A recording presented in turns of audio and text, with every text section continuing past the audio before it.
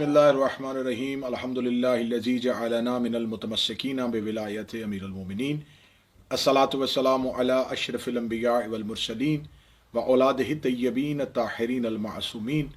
सुम्मा सलातु वस्सलामु अला अल सदीक़तुल मुबारका अल राज़ियतुल मर्ज़िया आलिमतु गैर मुअल्लिमा अल सय्यदा फ़ातिमतु ज़हरा सल्लल्लाहु अलैहा व लअनल्लाहु तआला अला अअदाइहिम अजमईन अम्मा बाद फ़क़द क़ाल हक़ सुब्हानहु तआला फ़ी किताबिहिल मजीद बिस्मिल्लाहिर्रहमानिर्रहीम कुल ला असअलुकुम अलैहि अजरन इल्लल मवद्दत फ़िल क़ुरबा। साहिबान, जैसा कि हमने अपनी तारफ़ी वीडियो में आपके सामने ये कहा था कि इंशाअल्लाह हम बहुत जल्द आपके सामने जगीर फ़दक के हवाले से कुछ ऐसे सवाल जो हर मुसलमान के ज़हन में उभरते हैं कोशिश करेंगे कि उसके जवाबात आप तक पहुँचाए जा सकें। यकम जमादियुस्सानी हो चुकी, जमादियुस्सानी का चांद तलू हो चुका। ये माह जनाब सैयदा के साथ एक ख़ास निस्बत रखता है, सैयदा की शहादत और सैयदा के दुनिया में ज़हूर की वजह से। तो हम यकम जमादियुस्सानी से इस मौजू का बाकायदा आगाज़ करते हैं। मैं सबसे पहले ये गुजारिश करूँगा कि ये मेरा मौजू सिर्फ़ अहले तशय्युअ के लिए नहीं, मेरे अहले सुन्नत बरादरान जो कि हक़ तक पहुँचने की कोशिश करते हैं और ये चाहते हैं कि उन तक तारीख़ी हक़ाइक़ की रसाई हो सके, उनके लिए भी है। हमेशा इस मौजू को इख्तलाफी समझा गया और इसे मुतनाज़े बना के उम्मत के सामने पेश करने की कोशिश की गई और एक मुतशद्दद नज़रिया की जानिब से सिर्फ इस मौजू को इसलिए मुतनाज़े बनाया गया कि शायद इस मौजू के साथ किसी की तौहीन और तकफ़ीर का ख़तरा है, जबकि ये एक तारीख़ी हकीकत है और ये तारीख़ के अंदर मौजूद है और इसे एक बेहतर सनद के साथ तमाम मुअर्रिख़ीन ने लिखा है। अब इसमें हर कोई अपने अपने ज़हन के मुताबिक नताइज तो निकाल सकता है, लेकिन हमें चाहिए कि हम कम अज़ कम इसकी हकीकत को समझने की कोशिश करें ताकि हम क़यामत वाले दिन अल्लाह के रसूल के सामने उनकी औलाद से मोहब्बत की वजह से सुरखरू हो सके।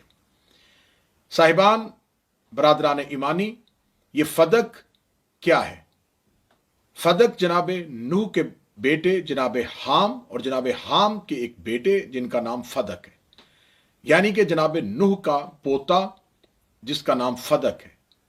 उसने इस जगह को आबाद किया, जिसे मेरे अहले सुन्नत भाइयों की किताब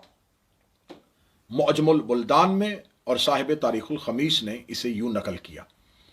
जनाब नूह के पोता जनाब फ़दक ने इस जगह को आबाद किया, इसमें बागात लगाए और इसको रहने के काबिल बनाया।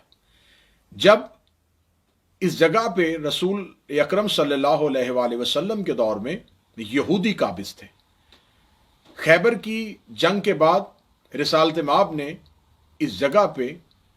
अपने सफ़ीर को भेजा। उसमें दो तरह की रवायात हैं, लेकिन हम अहले सुन्नत बरादरान की किताब से नकल करते हैं कि बरादरान अहले सुन्नत ने किसके नाम के साथ लिखा। बरादरान अहले सुन्नत ने लिखा कि हज़रत महीसा बिन मसऊद रज़ी अल्लाह ताला अन्हु को रिसालत माब ने फ़दक के यहूदियों की तरफ भेजा और उस जागीर के सरदार योशा बिन नून को इस्लाम कबूल करने का पैगाम दिया। जब उन्होंने इस्लाम कबूल करने से इनकार कर दिया तो रिसालत माब सल्लल्लाहु अलैहि वसल्लम को उन्होंने अपनी आधी जागीर फ़दक पेशकश की और एक बाकायदा मुआहिदा लिखा कि हम ये जागीर मुसलमानों के रसूल को देते हैं और ये खालिस्तन रसूल अल्लाह सल्लल्लाहु अलैहि वसल्लम की मलकियत थी। और इस वजह से कि तारीख़ इस्लाम में इस वाक़े को इस अंदाज से भी नकल किया गया है कि जिस जगह के लिए मुसलमान अपना लश्कर या अपने घोड़े ना दौड़ाएं और सिर्फ वो रोब इस्लाम की वजह से इस्लाम को मिल जाए तो उसे माल फ़ै कहा जाता है। माल फ़ै उस माल को कहा जाता है जिसके लिए मुसलमानों ने ना घोड़े दौड़ाए हों और ना ही लश्कर लेके गए हों, ये सिर्फ इस्लाम के रोब की वजह से मिले। लेकिन यहाँ मेरा नज़रिया थोड़ा सा मुख्तलिफ है कि ये असल में मलकियत थी अंबिया की और यहूदी इस पे काबिज थे, लेकिन क्योंकि वो काबिज थे उन्होंने रिसालत माब सल्लल्लाहु अलैहि वसल्लम को ये जागीर अपनी मर्जी से दे दी। उसके लिए अहले सुन्नत की मोतबर किताबें फतहुल बुल्दान में अबिल हसन बलाजरी ने, मुअज्जमुल बुल्दान 139 नंबर सफ़ा मतबूआ बैरूत यकूतुल हमरी बगदादी ने, तारीख़ तबरी में जिल्द नंबर 3 में, ज़िक्र ग़ज़वतुल खैबर में, तारीख कामल जिल्द नंबर 108 पे इब्न असीर ने, शरा इब्न अबिल हदीद जिल्द नंबर 4 सफ़ा नंबर 108 पर, और तारीखुल खमीस जिल्द नंबर 2 सफ़ा नंबर 58 पर लिखा गया कि इस जागीर को महिसा बिन मसूद अंसारी जो अहले फदक के पास गए थे, तो उनके सरदार योशा बिन नून ने रिसालत माब सल्लल्लाहु अलैहि वसल्लम को लिख के दी, और इन तमाम जो कुतब मैंने आपके सामने जिनके नाम लिए उनमें लिखा है कि ये सिर्फ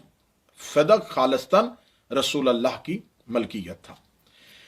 जब ये रिसालत माब को मिल गई तो उसके बाद खुदा ने कुरान में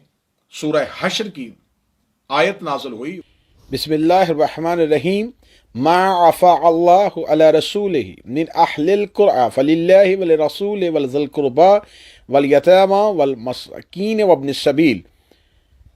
इस आयत में खुदावंद मुतआल इरशाद फरमा रहा है कि जो माल अल्लाह ने अपने रसूल को करिया वालों से बग़ैर लड़ाई के दिलवाया, उसमें हक है खास अल्लाह का, उसके रसूल का, ज़विल कुर्बा का, वल यतामा वल मसाकीन वब्निस सबील, यतीम, मस्कीन और मुसाफिरों के लिए। ये जो आयत है, इस आयत के ज़िमन में तफसीर कबीर अहले सुन्नत बरादरान की, तफसीर मजहरी, फतूहात इलाहिया, तफसीर रूहुल मानी, तफसीर दुर्र मंसूर और तफसीर जवाहिर, इन तमाम तफसीर में यह नकल हुआ कि जब ये आयत आई तो इस आयत से मुराद वो फदक की जागीर है जो अल्लाह ने रिसालत माब सल्लल्लाहु अलैहि वसल्लम को बग़ैर जंग के खैबर के यहूदियों से दिलवाई थी। लिहाजा ये आयत सिर्फ उस जागीर के मुताल्लिक है। जब रिसालत माब सल्लल्लाहु अलैहि वसल्लम को यह जागीर मिल गई तो यह 7 हिजरी है। 7 हिजरी को रिसालत माब को इस जागीर का मिलना था, या उसके बाद खुदा ने कुरान में एक और आयत भेजी, वह आते ज़ल कुर्बा हक़्क़हू, कि अपने करीबियों को उनका हक दो। अब यहां पर अहले सुन्नत बरादरान की मैं कुतब के हवाले देता हूं जिनमें लिखा है कि हाज़िहिल आयत व आते ज़ल कुर्बा हक़्क़हू दअ नबी फातिमा व आता फदक। जब ये आयत नाज़िल हुई तो रिसालत माब सल्लल्लाहु अलैहि वसल्लम ने अपनी बेटी फातिमा को बुलाया और फदक अपनी बेटी को लिख के दे दिया। अब इसके हवाले नोट फरमाएं। पहली किताब ज़ख़ीरतुल हफ़ाज़, मोहम्मद बिन ताहर अहमद अल मुक़द्दसी, जिल्द नंबर 4, दारुल कुतुब इल्मिया, बैरूत, लुबनान, सफ़ा नंबर 266 और हदीस नंबर 4570। उसमें यूं लिखा गया कि जब यह आयत आई तो रिसालत माब सल्लल्लाहु अलैहि वसल्लम ने अपनी बेटी फातिमा को बुलाया और फदक बीबी को दे दिया। दूसरी किताब शवाहिदुल तंजील, इमाम हाकम अस्कानी की, जिल्द नंबर 1, सफ़ा नंबर 515 और हदीस नंबर 468। दआ नबी सल्लल्लाहु अलैहि वसल्लम फातिमा व आता फदक, नबी सल्लल्लाहु अलैहि वसल्लम ने अपनी बेटी फातिमा को बुलाया और फदक उन्हें लिख के दे दिया। तीसरे हवाला तफसीर कुरान अल अज़ीम अबुल फदा इब्न कसीर दमिश्की, दारुल कुतुब इल्मिया, बैरूत, लुबनान, सफ़ा नंबर 36। इस आयत के ज़िमन में यूं लिखा गया कि रिसालत माब सल्लल्लाहु अलैहि वसल्लम ने इस आयत के उतरने के बाद अपनी बेटी फातिमा को बुलाया और फदक अपनी बेटी फातिमा को लिख के दे दिया। चौथी किताब जामिअल मसानीद वल सुनन, हाफ़िज़ इब्न कसीर दमिश्की, जिल्द नंबर 33,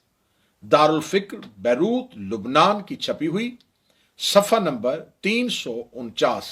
349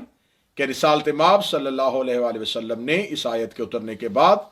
अपनी बेटी फातिमा को बुलाया और फदक बीबी को दे दिया। पांचवा हवाला मिज़ानुल एतदाल, अबी अब्दुल्ला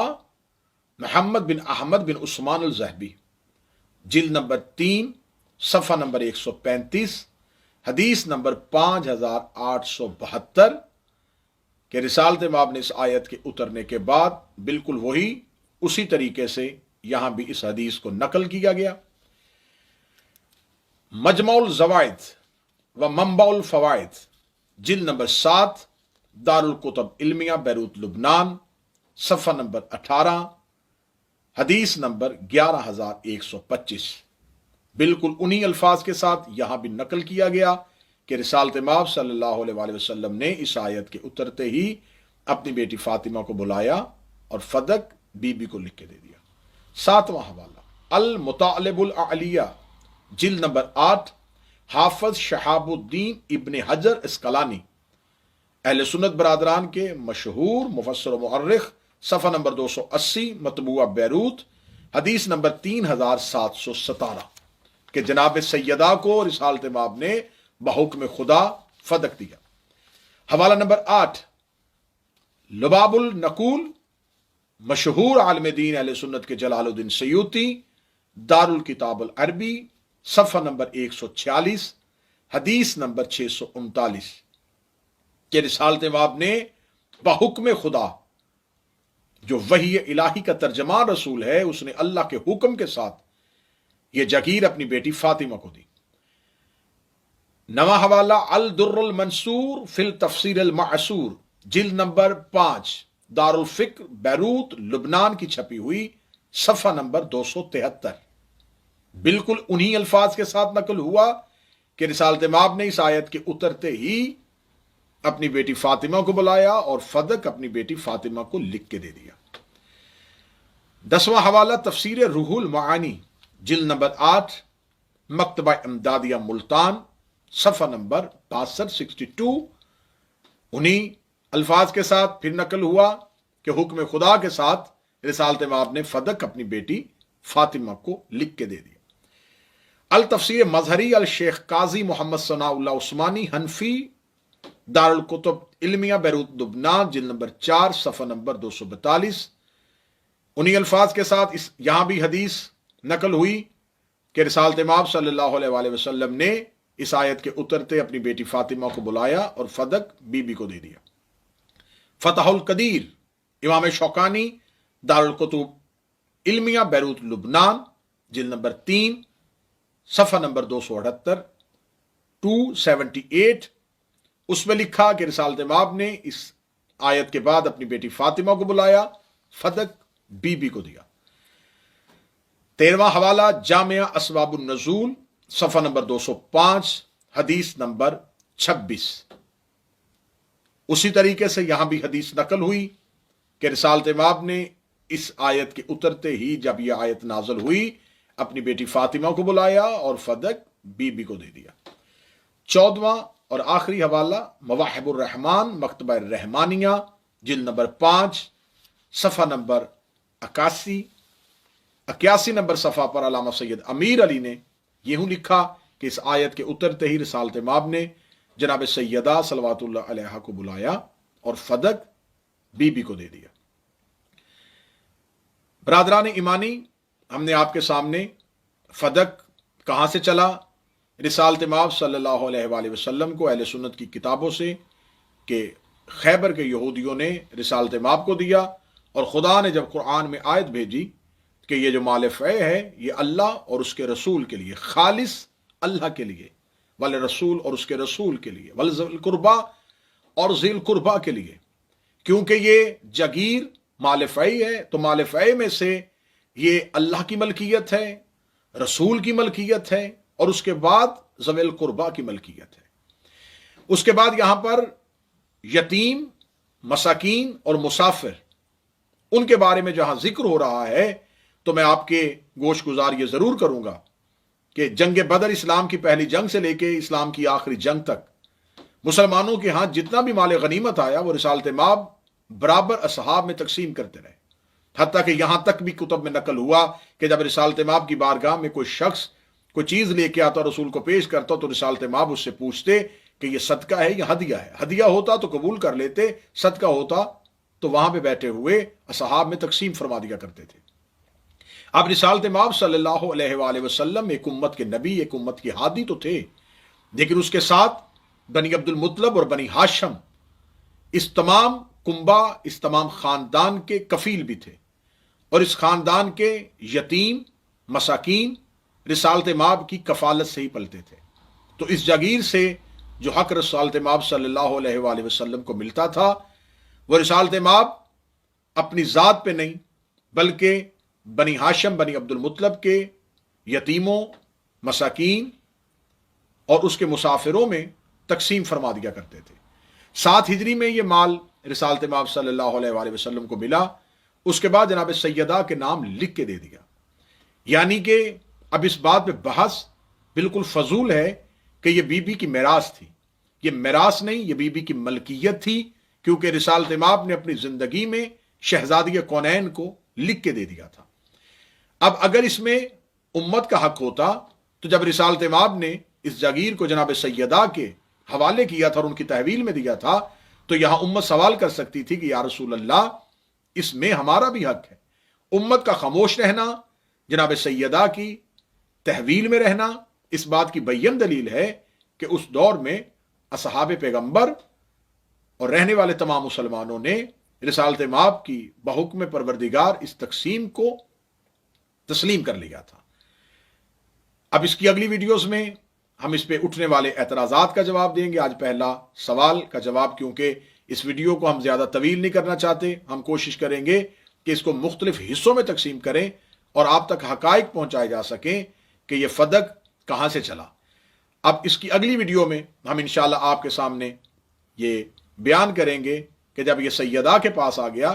تو جناب سیدہ نے دربار میں اس کا مطالبہ کس بنیاد پر کیا تھا۔ اس میں برادران اہل سنت کی کتب سے جہاں تک ممکن ہو سکا وہاں تک آپ کے سامنے حوالہ جات پیش کیے جائیں گے، اور اس کے بعد ہم پھر دوبارہ بحث کریں گے کہ بعد از جناب سیدہ یہ فدق کس کس کی ملکیت میں رہا اور جناب امیر المومنین کے دور میں یہ کس کی ملکیت میں رہا۔ اپنا خیال رکھیے گا اور کوشش کیجئے گا کہ حق تک پہنچنے کے لیے، حق سمجھنے کے لیے سب سے پہلے حق کو سنا جائے، پھر حق کی تلاش کی جائے، اور انشاءاللہ تعالی جناب سیدہ کے طفیل خداوند متعال آپ کے علم اور معرفت میں اضافہ فرمائے۔ اللہ میرے وطن کو شریروں کے شر سے، حاسدین کے حسد سے، دہشت گردوں کی دہشت گردی سے محفوظ و مامون فرمائے۔ سلام علیکم یا علی علیہ السلام مدد۔